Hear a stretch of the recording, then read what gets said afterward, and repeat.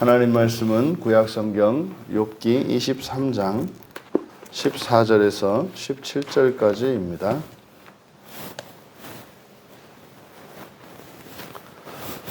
우리 같이 한 목소리로 함께 읽겠습니다. 그런즉 내게 작정하신 것을 이루실 것이라. 이런 일이 그에게 많이 있느니라.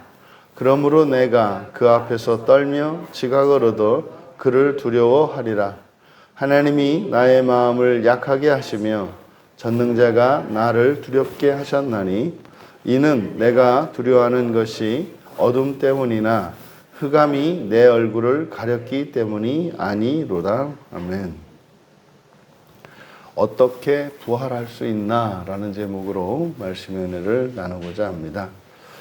설교의 제목이 본문과 좀 많이 동떨어진 것 같은데, 이제 본문의 내용이 사람이 율법을 지키고, 다시 말해서 이제 완전히 의롭게, 어떻게 사람이 완전히 의롭게 될 수 있는가에 대해서 이제 밝히고 있는 것이기 때문에, 그래서 이것을 이제 어떻게 부활할 수 있나라고 이제 설교의 제목을 정했습니다. 그러니까 부활한다는 것은 우리는 뭐 다 알죠. 예수님의 주권으로, 예수님의 능력으로 우리가 부활이 됩니다. 전적인 하나님의 은혜죠. 그것은 우리의 힘으로, 우리의 어떤 공로로 결단코 부활할 수 없습니다. 그러니까 부활은 우리의 본성 자체가 완전히 변하는 것을 의미하기 때문에 우리가 아무리 힘을 쓴들, 그리고 우리가 아무리 완전한들 사람으로서의 완성에 다다를 뿐입니다. 근데 부활이라는 것은 이제 사람이 완전한 하나님의 아들, 다시 말해서 신이 되는 것이기 때문에 그것은 사람의 능력과 사람의 공로로는 불가능합니다. 그리고 우리가 생각하기에 이 자연의 섭리를 뛰어넘는 신비한 일입니다. 그 일이 어떻게 일어날 수 있는가? 지금 욥에게 사실은 하나님께서 가르쳐 주시려고 하는 것이 하나님의 의에 관한 것이기 때문에 사람의 완전을 뛰어넘는 하나님의 완전하심, 그 신적 완전, 이것을 신약에서는 하나님의 의라고 한단 말이죠. 어떻게 사람이 그럴 수 있는가? 이제 바로 그 부분에 대해서, 그러니까 욥이 고민하고 있는 구원, 그것이 곧 부활이기 때문에 우리의 용어로 어떻게 부활할 수 있나라고 설교 제목을 정한 겁니다. 여기에 대해서 이제 사람들이 많이 오해하기 때문에 자꾸만 자기 자신의 어떠함을 보고 절망하죠. 그리고 낙심하고 불안해하죠. 바로 이 부분을 우리가 여기서 해결할 수 있는 지혜를 얻을 수 있겠다. 14절에 그런즉이라고 번역되어 있습니다만 그것은 이제 왜냐하면입니다. 왜냐하면, 그러니까 이거는 바로 앞에 13절의 말씀에 대한 이유를 설명하고 있는 거거든요. 바로 앞에 13절에 있는 내용은 우리말 번역을 참고해서는 알 수 없고, 그것은 하나 안에 있다. 누가 그것을 돌이킬 것인가? 그의 생명이 원하시면 그것을 행하신다. 이게 이제 알 수 없는 문장으로 되어 있습니다만, 내용, 그것이 뭐라고요? 하나님의 말씀, 율법이라고요. 하나님이 명하신 율법이 여러 가지로 해야 하는 것과 하지 말아야 하는 것, 그리고 일상생활에 관한 것과 종교생활에 관한 것, 이렇게 네 가지 기준을 가지고 하나님의 율법이 우리에게 주어지는데, 그것은 하나다, 하나다. 그리고 그걸 바꿀 수도 없다. 그러니까 이게 그의 생명이 원하시면 그것을 행하신다. 그러면은요, 모든 율법이라고 하는 것이 하나고, 하나 안에 있고, 또 율법은 하나님이 우리에게 주신 것이기 때문에 하나님이 원하시는 거지 않습니까? 이렇게 해라, 이렇게 하지 마라 라고 하나님이 말씀하신 것은 하나님이 원하시는 것을 말씀하신 거예요. 그러면 하나님이 원하시는 것은 반드시 성취되어야 하거든요. 그러니까 그러면 그게 반드시 다 이루어져야 합니다. 그런데 문제는 현실적으로, 인간적으로 불가능해요. 그러면 하나님이 원하시는 것이고 모든 율법이 하나 안에 있는 것이니 반드시 완전하게 성취되어야 하거든요.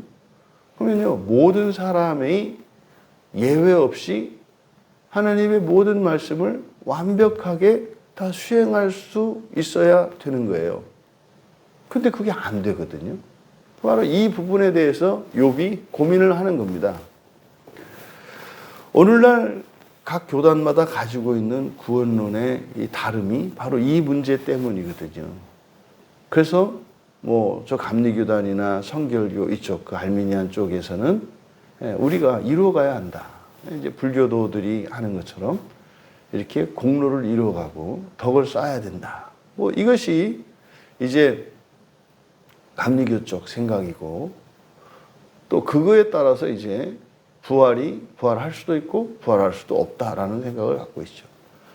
이제 이게 장로교로 일컬어지는 이쪽 종교개혁에서 칼빈의 뒤를 따르는 이 장로교회에서는 그냥 오직 은혜를 강조하죠.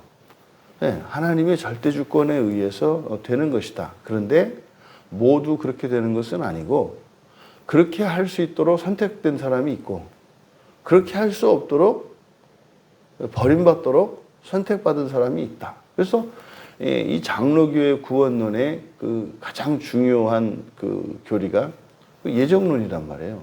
그러니까 그래서 이제 하나님의 절대 주권을 강조하기 위해서. 근데 둘 다 이렇게 불완전성이 있습니다. 둘 다의 문제가 생기는 거예요. 그래서 알미니안 쪽에서는 하나님의 절대 주권이 약화되기 때문에 하나님의 주권이 약화되고 인간의 그 공로와 행위에 그 구원의 근거와 책임이 있게 되면 이 구원, 부활 자체가 불확실해지는 거예요. 왜냐하면 사람은 완전하지 않거든요. 그리고요, 언제든지 타락하고 부패할 수 있거든요. 그러니까 사는 동안 불안할 수 있고, 또 언제라도 사실은 잃어버릴 수 있기 때문에 긴장감을 가지고 살아가요. 그런데 그 알미니안의 구원론의 장점은 그래서 어떻게 해요? 최선을 다하게 되어 있습니다. 근데 단점은 뭐예요? 최선을 다해도 불안한 겁니다. 그러니까 늘 불안한 속에서 살아가고, 그리고요, 모든 사람이 자기가 기준이 되어서, 어떤 사람은 자기 기준이 높다고 생각해서 다른 사람들을 비하하고, 또 어떤 사람들은 또 자기 자신을 너무 모자란다고 생각을 해서 끊임없이 자기 자신을 낮추고, 그러면 이제 다 죽는 거죠, 다른 사람들은. 그러니까 이제 이런 이제 문제점이 있죠.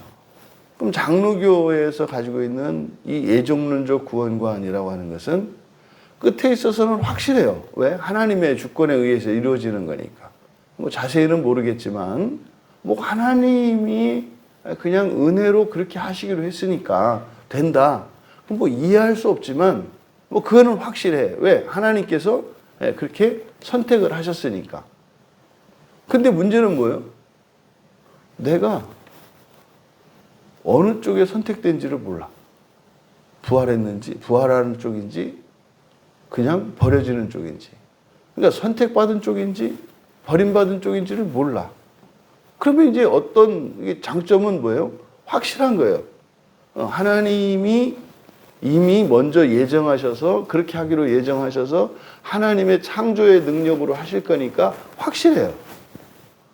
그러니까 나와는 상관이 없어. 하나님의 은혜가 부각되고 하나님의 절대 주권에 의해서 확실해요. 근데 이제 문제는 뭐예요? 내가 거기에 속할런지 아니면 버림받을지를 몰라. 이게 이제 문제죠. 그래서 이제 그러다 보니까 이게 이제 바뀌어서 그거는 아니고, 그거는 이제 구원받은 이후에, 부활한 이후에 또 하나님이 했다는 거다. 그래서 부활한 사람이 없다는 얘기냐, 없을 수 있다는 얘기냐, 없다는 얘기냐. 부활한 사람이 없을 수 있다. 그게 이미 고정되어 있다. 그럼 누구냐? 알 수 없다. 그러면은 어떻게 그럼 우리가 살아가냐? 불안해서. 하나님이 선하시니까. 하나님 실수하지 않으니까 걱정하지 마라. 그럼 나는 선택받았냐? 유기받았냐? 그건 알 수 없다. 그래서 나 어떡하라는 얘기냐. 열심히 살아라. 그러면은 유기된 사람도 열심히 살면 되냐? 그건 안 된다. 백명이 도는 거예요. 그러니까 너무나 별거 아닌 걸 가지고 왜 이렇게 막 머리를 쥐어 뜯고 이렇게 고생을 하냐면 그냥 성경을 따라가면 되는데요. 성경 전체를 그대로 받아들이는 것이 아니라 부분적으로 편집하기 때문에 그래요. 부분적으로 편집하니까 그러니까요. 알미니안 쪽과 이 개혁주의 쪽에 다 그러니까 맞는 것과 틀린 것이 함께 공존해요. 그러니까 양쪽에 있는 맞는 것. 이게 뭐 성경이죠. 그러니까 양쪽에 있는 맞는 것을 갖다가 이렇게 합치면 성경이 되거든요. 근데 이게 안 돼요. 왜요? 틀린 것도 어쨌든 있어야, 틀린 것도 있어야 이 맞는 거를 설명이 가능하니까. 양쪽 다 마찬가지예요. 그러니까 설명을 인간의 이해, 인간의 이성에 따라서 그것을 설명하려고 하니까 설명할 수가 없는 거예요. 지금 욥이 하고 있는 고민이 바로 그런 고민이다. 이걸 이제 13절에서 얘기한 거예요. 그럼 보세요. 사람이 신앙생활을 하는데 게으르지 말아야 되고요. 열심히 다 해야 돼요. 그렇죠? 그건 자연스러운 원리예요. 열심히 하지도 않는데 무엇이 이렇게 되는 것을 은혜라고 하지 않아요. 성경에서. 그거는 우리의 자연 섭리가 안 그렇단 말이에요. 근데 그 열심이라고 하는 게 뭐예요? 뭐 이렇게 절대평가에서 몇 점 이상 이런 것이 아니라 상대적인 거다. 상대적인 거다. 하지만 각자의 열심이 전제되어 있어요. 근데 그 열심이라고 하는 것이 사실은 하나님의 은혜에 의해서, 다시 말해서 전신마비되었던 내가 무엇인가를 몇 걸음 걸어가고 무엇인가 하는 이전에 하나님이 나를 먼저 고치세요. 그냥 죽은 사람처럼 누워있던 나를 하나님이 고치셔서 일어나 서서 설 수 있게 하시고 걸을 수 있게 하셔요.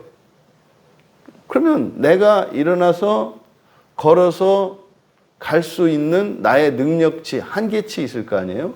그게 한계다 이 말이에요. 그러니까 그것을 어떻게 아는가?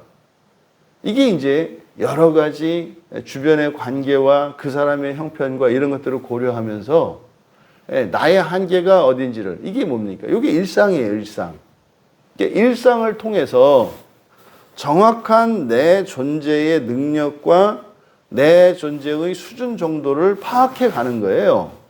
그러면 그 일상이 이제 날마다 새로워집니다. 왜요? 하나님이 나를 더 새롭게 하시기 때문에.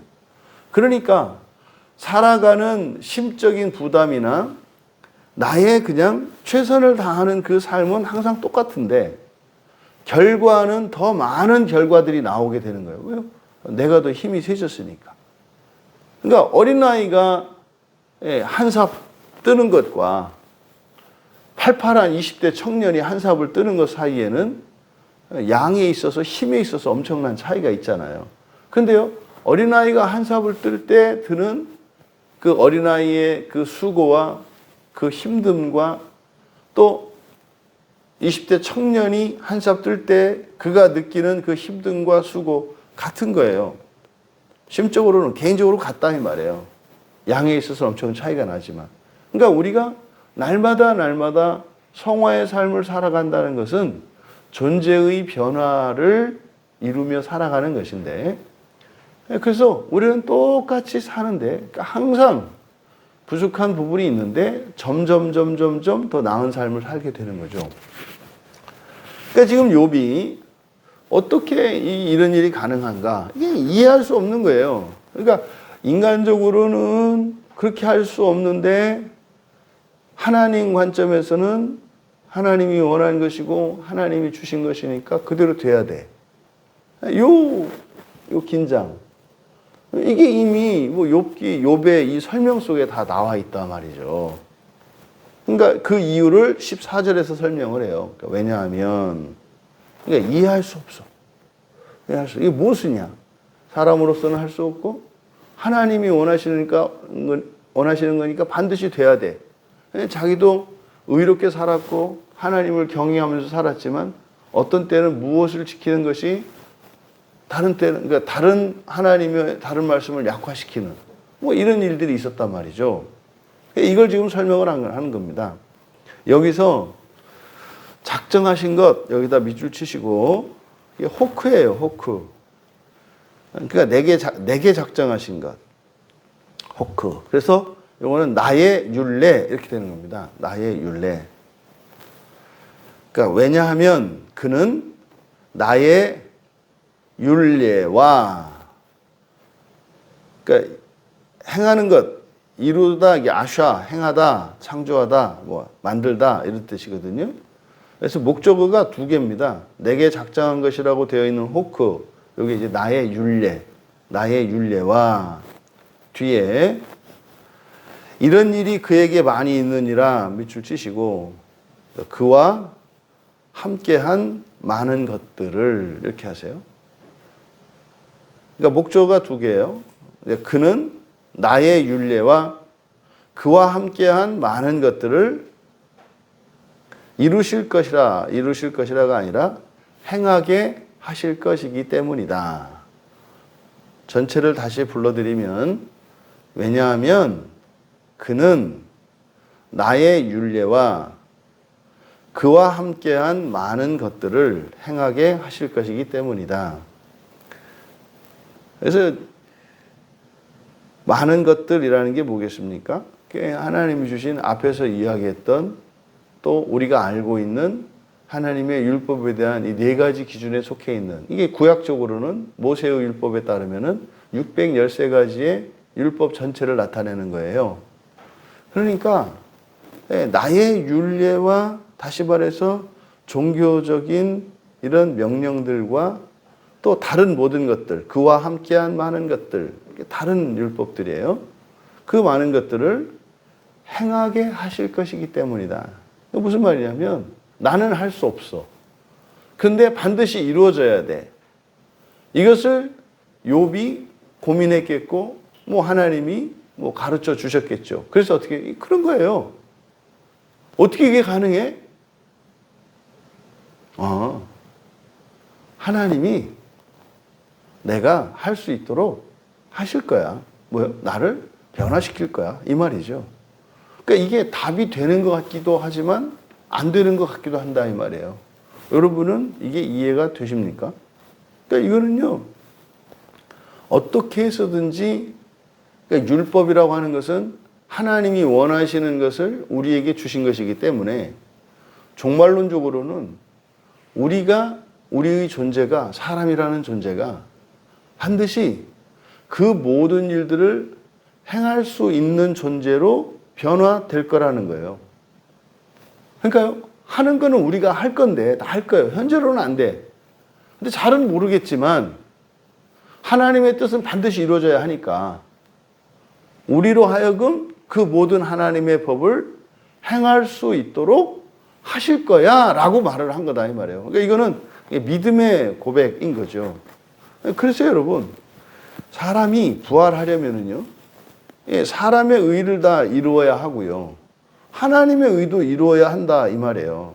그러면 어떻게 사람으로서도 부족한 우리가 사람의 의를 다 이루고 또 그것을 뛰어넘어서 하나님의 의까지 하나님의 완전에까지 이룰 수 있냐 이 말이에요. 그러니까 이거는 우리로서는 이해할 수 없는 신비의 영역이에요. 근데 욥이 뭐라 그래요? 하나님이 우리를 그렇게 할 수 있는 존재로 바꾸실 거야 라고 고백한 거예요. 이거를 이제 신약의 용어로 전적 주권이란 말이에요. 절대 주권이란 말이에요. 절대 주권. 하나님의 절대 주권이라는 말은 그냥 네 마음대로 할 생각 하지 마. 다 하나님 하나님 뜻대로 해야 돼. 그냥 시키면 시키는 대로 해. 이런 의미가 아니라 우리가 완전한 존재가 되도록 하는 것은 우리가 완전한 존재가 돼서 부활하는 그것의 원인과 능력이 누구에게 있다는 거예요? 하나님께 있다는 것이 절대 주권이지. 사람 사이에서 어떤 사람이 주권을 다 가지고 있으면 다른 사람은 뭐가 돼요? 노예가 되잖아요. 그러니까 주인이 모든 권세를 다 갖고 있어요.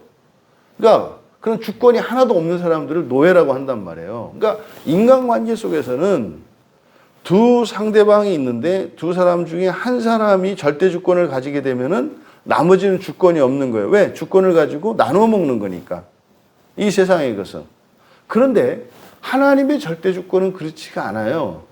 하나님의 절대 주권이라고 하는 것은 완성에 대한 확실한 보장을 말하는 거예요. 그리고 하나님에 의해서 사람도 그렇게 될 것이라고 하는. 그래서 하나님의 그 절대 주권을 가진 하나님에 다다르게 될 거라는 것과 그 완성이 확실하다는 것을 의미한다. 그러니까 이게 지금 14절의 이 고백은 놀라운 거예요. 그러니까 이거를 보세요. 본성의 변화를 믿지 않아요? 부활이 그냥 죽었다 살아나는 건 줄 알아요? 부활이 그냥 뭐 천국 가는 거 뭐 이런 거로 생각을 해요. 그러면요, 이 본문을 이 13절, 14절에 있는 이 내용을 이해할 수가 없어요. 그러니까요, 번역을 이건 정말로 말도 안 돼. 여기는 그래도 뭐 조금 14절 같은 경우에는 뭐 내게 작정하신 것, 그러니까 뭐 은근히 말이 뭐 틀린 건 아니에요. 나의 율례니까. 내가 지켜야 하는 거니까. 나에게 작정하신 것, 뭐 이렇게 말을 해도 의미는 비슷한 것 같잖아요. 그래도. 근데 이제 뒤로 가면 이제 가관도 아닙니다. 이제 막 번역이 이제 엉망진창이 돼요. 그래서 이제 주석들을 보면 이게 이제 신비한 내용이다. 뭐 이렇게 이제 되어 있어요. 그러면 이제 14절로 갑니다. 15절로 가면 그러므로 내가 그 앞에서 떨며 지각을 얻어 그를 두려워하리라. 이게 무슨 말입니까? 여러분이 이렇게 읽으시고 이게 무슨 의미처럼 들려요? 네, 그러므로 그러니까 뭐요? 내가 그 앞에서 떨며 지각을 얻어 그를 두려워하리라. 무슨 말이에요? 벌벌 떠는데 지각을 얻어. 그래가지고 두려워해. 그럼 무슨 말이에요? 지각을 얻음으로써 우리 결과가, 지각을 얻는 결과가 뭐예요? 두려워하는 거라잖아요. 두려워하는 거. 왜 이랬을까요? 구약에서 사람과 하나님 사이, 우리 신앙의 그 본질이 경외거든요. 경외. 그러니까 하나님과 사람의 관계가 경외하는 거거든요. 그러니까 그런데 말입니다. 여기서 두려워하다라고 하는 것은 야래, 경외가 아니에요. 여기서 말하는 이 두려움은 공포예요, 공포. 네. 이게 지금 다른 의미거든요. 그러면 또 지각을 얻어라고 이제 번역이 됐는데, 밑줄을 치시고 지각을 얻어가 아니고 내가 판단받을 때예요. 내가 판단받을 때. 그래서 내가 그의 앞에서 내가 판단받을 때 그 앞에 떨며 이게 바할이거든요. 바할. 그는 당황하게 될 것이다. 당황하게 될 것이다. 그러니까 그래서 그의 앞에서 내가 판단받을 때 당황하게 될 것이다. 그리고 그를 무서워할 것이다. 뒤에 두려워하다는 파하드라는 말이에요. 파하드. 여기서 예를 들어서 뭡니까? 집에 길을 가는데, 어두운 길을 가는데 살인 강도가 막 총칼을 딱 들고 내 앞에 딱 섰어요. 꼼짝마하고 소리 지르면 죽일 거야. 그때 그냥 정상적인 사람은 겁나서 떤다고요. 이렇게. 그게 파하드예요. 파하드. 부정적인 의미거든요. 또 앞에서 당황하다. 이게 바할. 또 그렇게 두려워 떨 뿐만 아니라 몸이 굳어버리죠. 머리가 서버리잖아요. 어떻게 해야 될지를 모르잖아요. 그러니까 그런 때는 사실은 어떻게 돼요? 소리를 질러야 되거든요. 막 소리를 질러야 살잖아요. 거기서 입 다물고 하라는 대로 시키면 안 되거든요. 그때 일어나는 거예요. 극도의 공포의 상태에 달했을 때 손발이 덜덜덜덜덜 떨리고 이성이 마비가 돼요. 그래서 우리의 감정은 공포로 그냥 공포심, 두려움으로 꽉 차버리고 우리의 인격성이 마비되어지는 상태, 지성이 마비되는 상태. 심한 경우는 의지도 마비돼서 뭐 걷지도 못하는 뭐 이런 상태. 지금 그거를 나타내는 거예요. 그러니까 지금 15절의 내용이 어떤 내용인 것 같습니까? 심판대 앞에 선 우리의 모습이죠. 심판대 앞에 선 우리의 모습. 그러니까 14절에서 사람이 어떻게 부활하게 되는지 그것은 하나님의 절대 주권에 의해서 일어날 거다. 왜? 아니, 하나님이 그렇게 계획하셨으니까 이걸 우리가 어떻게 했어요? 작정에서의 만인구원. 그렇죠? 작정에서의 모든 사람의 완성. 작정의 부활. 만인부활이죠. 그런데 15절에서 이제 어떻게 그것이 일어나는지를 구체적으로 설명하는 거예요. 심판받을 때, 마지막 최후의 심판 앞에 섰을 때 사람으로서 완전하게 살았던 그랬던 사람들이 하나님 앞에 서게 되면 당황하게 될 거고요. 그리고 공포에 떨게 될 거라는 거예요. 왜요? 하나님에 의해 절대적으로 미치지 못하거든요. 그러니까 질적으로나 수준으로 무한히 부족하죠. 무한히 부족하죠. 그러니까 하나님의 나라에 들어가려면 하나님이 돼야 되거든요. 근데 사람으로서는 도저히 갈 수 없는 거예요. 날개가 없는 우리에게 어떤 도구를 이용하지 않고 하늘을 날아오르는 것과 같거든요. 하나님 나라에 들어간다는 것은. 그러니까요. 근데 거기에 들어가지 않으면 지옥이거든요. 그러니까 그 상태를 말하는 거예요. 그리고 16절에 하나님이 나의 마음을 약하게 하시며 전능자가 나를 두렵게 하셨나니. 여기서 하나님은 엘입니다. 엘. 그래서 그냥 이건 신으로 번역해야 한다. 신. 신이 내 마음을 약하게 하시며, 여기서 약하게 한다라고 하는 라카크는 딱딱하게 우리의 굳은 마음을 부드러운 마음이 부드럽게 되는 겁니다. 여러분들이 상대에 따라서 마음을 강하게도 하고 약하게도 하죠. 그죠? 나보다 약한 사람 앞에서는 내 마음이 좀 강해지죠. 근데 나보다 강한 사람 앞에서는 내 마음이 한없이 부드러워져서 그냥 순종적인 사람이 되죠. 근데 내가 미워하고 내가 싫어하고 또 나보다 뭐 이렇게 별 볼 일 없는 이런 사람 앞에서는 또 한없이 마음이 강팍해질 수 있죠. 그러니까 원래는 그러면 안 돼요. 원래는 모든 사람 앞에서 모든 순간에 항상 일관되어야 합니다만 우리의 마음이 그렇게 강팍해지기도 하고 부드러워지기도 해요. 그러니까 여기서 이제 약하다라고 하는 그것은 그런 겁니다. 우리의 마음이 연약하게 되는 걸 말해요. 그러니까 신이 내 마음을 연약하게 하실 것이고 전능자는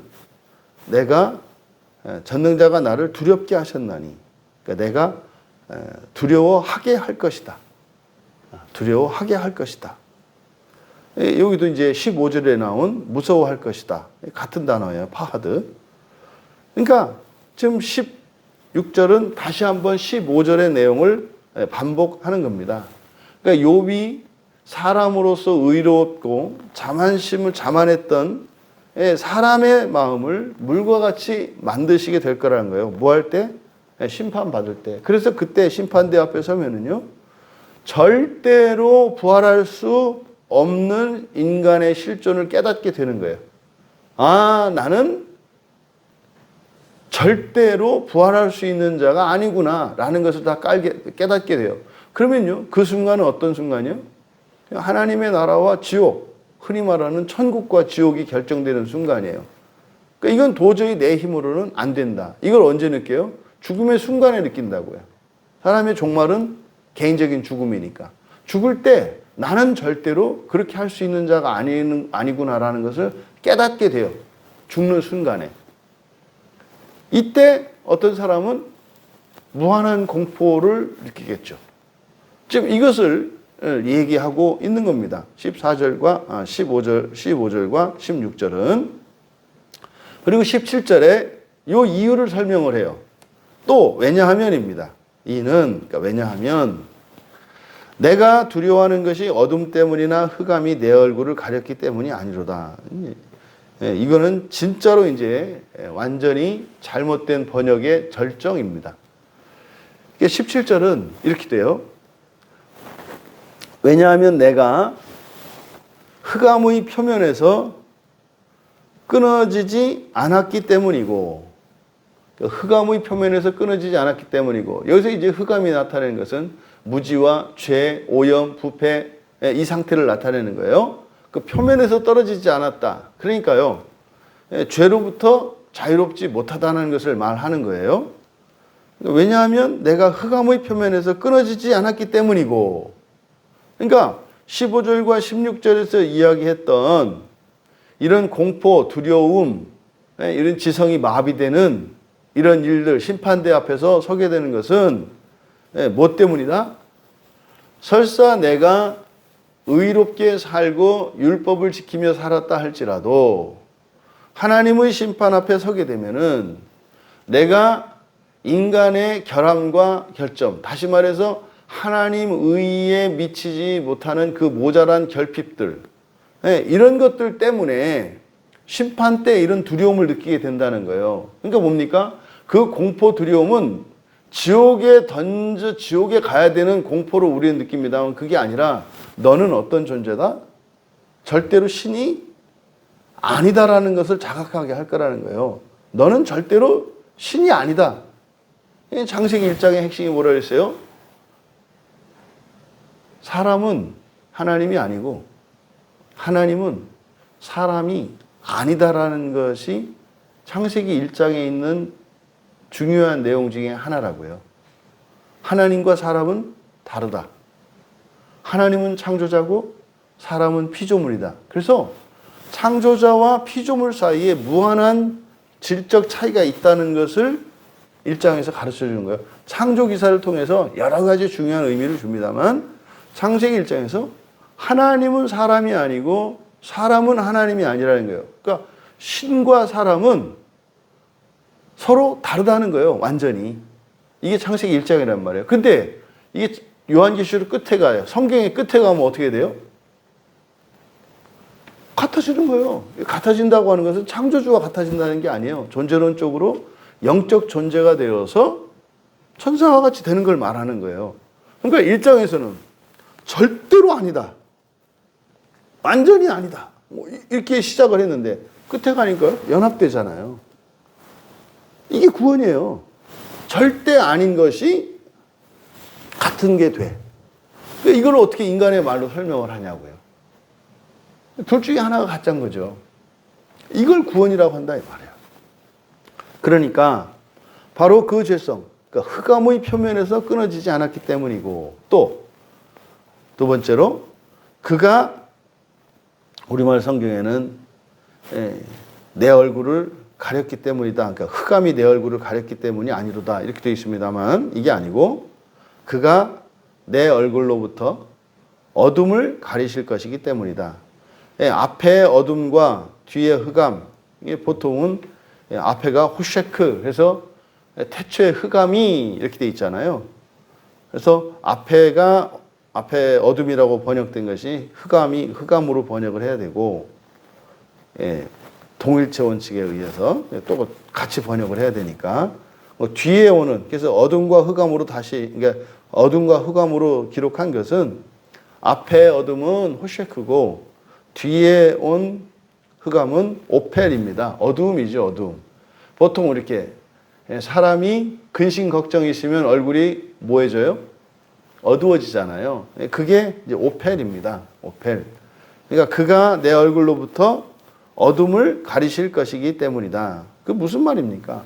심판 앞에서 우리가 두려워서 벌벌벌 떨게 되는 이유가 뭐다? 첫째는 우리에게 죄성이 남아있기 때문이고 완전히 끊어지지 않았기 때문이고, 두 번째는 뭐예요?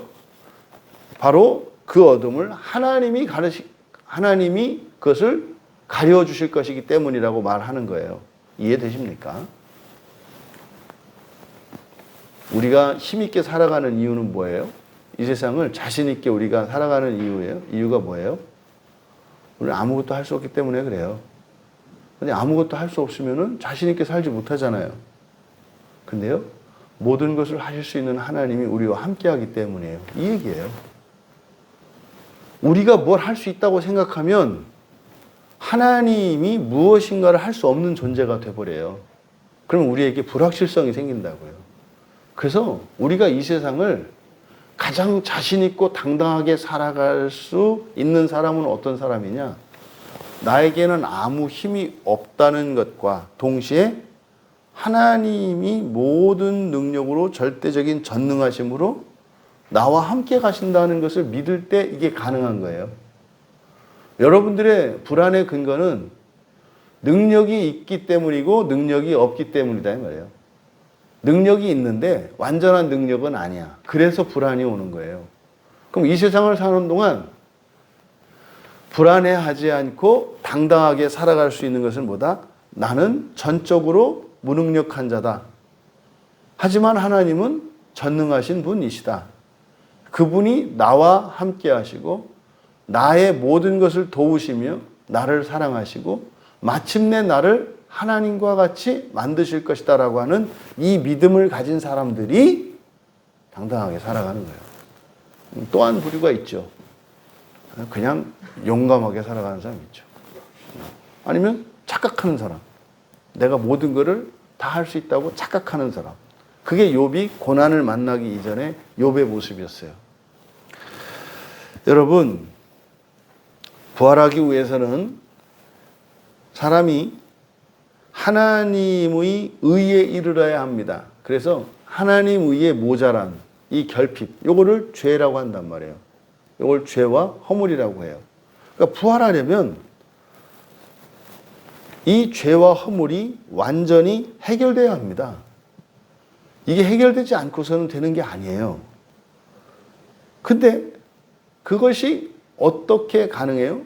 하나님의 능력과 사랑으로 하나님의 은혜로 이루게 해 주실 거라는 거예요. 이루게 해 주실 거라는 거.